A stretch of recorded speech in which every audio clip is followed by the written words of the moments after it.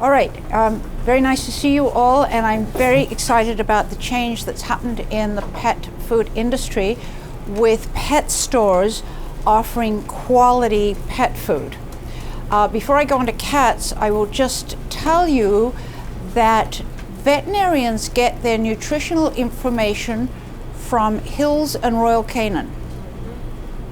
They are the people that come into the veterinary schools and teach the students nutrition, the veterinary pet food companies. Then the schools actually sell their products. No conflict of interest there, right?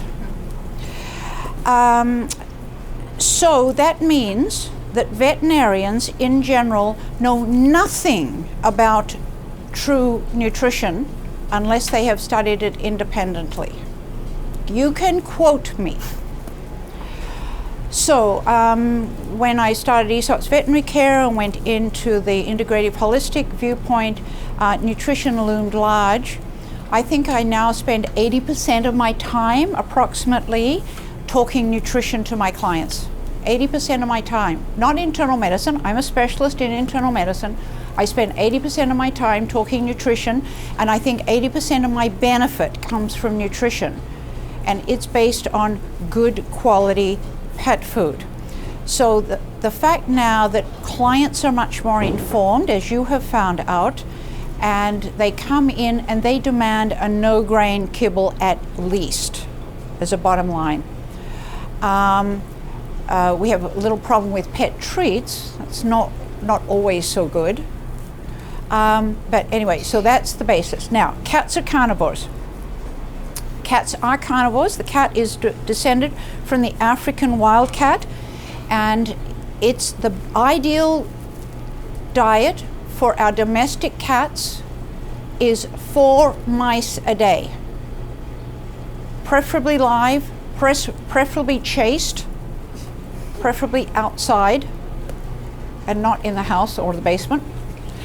4 mice a day is the ideal diet for your average cat. If you feed 4 mice a day, your cat is active because it's having to chase the mouse. It's engaged because it has to catch the mouse, Tom and Jerry notwithstanding. And it is getting an 85% protein diet that is raw. It is eating the whole mouse, which includes the liver, the pancreas, the intestinal tract, the brain,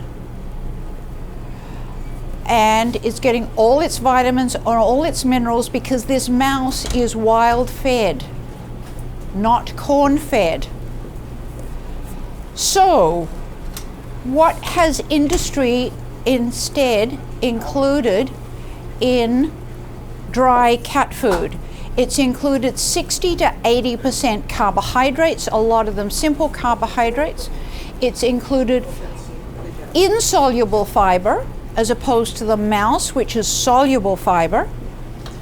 It's feeding dry to a desert animal that dislikes drinking at best. And if you want to know about drinking, you go onto YouTube and you put in Miss Kitty drinking milk high speed. I think that'll get you the YouTube video of a calico cat drinking actually cream, and it is wonderful to see how inefficient cats are at drinking. They are pathetic at drinking, as opposed to their owners that enjoy the occasional glass of wine. So they really are bad at drinking. They don't like drinking. They don't like their whiskers against the edge of the bowl they're drinking from. And if you think about it, in the wild, when they were drinking with their head down in the pond, they were at their most vulnerable. This is a stress activity for a cat. Now, we don't have stress activities because we try to keep the German Shepherd away from the cat when the cat's drinking, because the cat's now drinking up on the counter, thank you very much, where you're preparing your own food and the cat's sharing that. That's all fine. So cats are carnivores. They need to be on about 85% protein, some fat in there, soluble fiber, 4% carbohydrate. The 4% carbohydrate comes from the glycogen within the muscle cells of the meat. No added carbohydrate. And lots of liquid in their food. Cats get their liquid from within their food. So that's what a cat should eat, 4 mice a day. So when I tell my clients that, oh my goodness, she's not really serious. And I say, so the best substitute of that is a raw, complete and balanced diet. A raw, complete and balanced diet. So Perfectly Raw has raw, complete and balanced diets. The only issues with cats there is that because they've been fed inappropriate dry cat food, which has caused inflammation in their intestinal tract and food allergies, hence the scratching around the head and the vomiting and the diarrhea and whatever else, is most of the problems I see in practice with cats are due to dry cat food. When all owners and all my clients don't dare feed dry cat food. They're on canned or raw or real meat or home prepared diets, mostly raw, complete and balanced, or at least canned cat food of the better quality that you as dealers have in your store. They when all cat owners feed the proper diets, canned or complete and balanced raw, then my business in cat practice will go down by at least 50%. I will be very excited when that happens.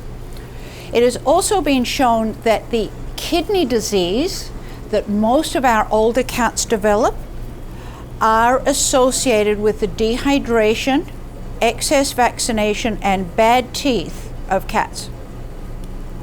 Okay, that's the chronic kidney disease that most of our old cats develop. There are some other problems that older cats develop. Diabetes, of course, you just about eliminate diabetes if you have them on no dry cat food. Dry cat food causes the 9 most common medical problems that I see in practice. Bad, bad, bad. Now we do have to address teeth, because don't forget, when that cat is eating his 4 mice per day, he's chewing on the bones. So we need to pay attention. It's a better diet if they're on raw, because they're not getting the carbohydrate to encourage tartar buildup. However, our cats will develop tartar if we don't have them scraping their teeth, because they're chewing on bones. The wrong assumption is do not feed any of your cats or dogs on real bones, because it'll be a disaster. That is calling cats small dogs. That is not true. Cats crunch their bones. They crunch their bones up. They don't swallow them whole. So if you have a German Shepherd or a Labrador at age 3 and you suddenly give it some chicken bones, the dog is so excited about it, it's going to swallow the whole thing and have a problem. Don't do that. That's not wise. But cats are not small dogs, and they're not big dogs.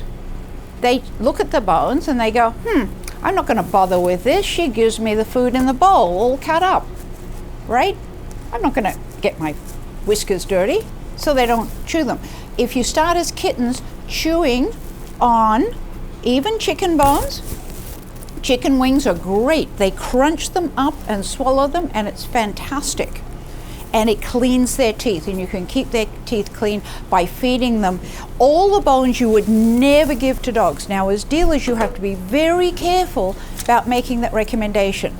But I do implore you to think about what you can have in your shop for cats to chew, because you're not taking enough notice of keeping cats' teeth clean. and you know that your clients are coming in and saying, I just spent hundreds of dollars getting my cat's teeth cleaned, and the vet's going to have to do it every year. Not my kitty cats. They're eating bones. And my own personal cats eat cooked chicken bones. I go to the supermarket and I buy the barbecue chicken. Their owner is vegetarian. It's a problem, okay? And so we're not going to deal with a lot of meat here. So the chicken comes home, they get the meat, they get the wings, they get the legs over 3 days, they get the body in chunks, they chew it all up. There's hardly any bones for me to pick up off the floor, good thing too, and their teeth stay clean.